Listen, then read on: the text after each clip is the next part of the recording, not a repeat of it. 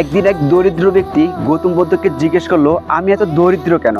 আর এই প্রশ্নের উত্তরে গৌতম বুদ্ধ কি বলেছিল জানতে চান? জবাবে গৌতম বুদ্ধ বলেছিল, তুমি কাউকে দান করো না। দরিদ্র ব্যক্তিটি অবাক হয়ে গেল যে আমার তো দান করার মতো কিছুই নেই। তখন গৌতম বুদ্ধ বলল, তোমার কাছে দান করার মতো অনেক কিছুই আছে। অর্থাৎ তা ধনী গরিব সবার কাছে সমপরিমাণ থাকে, আর তা হলো চেহারা, যা দ্বারা তুমি সুন্দর ও আনন্দের হাসি উপহার হিসেবে মানুষকে দিতে পারো। তোমার কাছে স্রষ্টার সুন্দর একটা সৃষ্টির মুখ আছে, যার দ্বারা তুমি মানুষের সাথে সুন্দর করে কথা বলে মানুষের সাথে আনন্দ ও উৎসাহ প্রদান করতে পারো। তোমার কাছে একটা সুন্দর হৃদয় আছে, যা তুমি আন্তরিকতা ও উদারতা দেখিয়ে মানুষকে উন্মুক্ত করে দিতে পারো। তোমার কাছে সুন্দর দুটি চোখ আছে, যার দ্বারা তুমি দয়া ও ভালোবাসার স্বার্থে তুমি দেখতে পারো।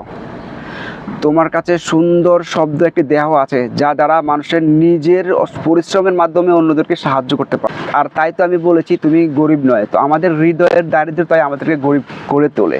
তুমি চাইলে মানুষের সহযোগিতা করে, তোমার কথা দিয়ে, তোমার চেহারা দিয়ে, তোমার আচরণ দিয়ে, তোমার বুদ্ধি দিয়ে মানুষকে গরিব থেকে বড় করে তুলতে পারো, সহযোগিতা করে।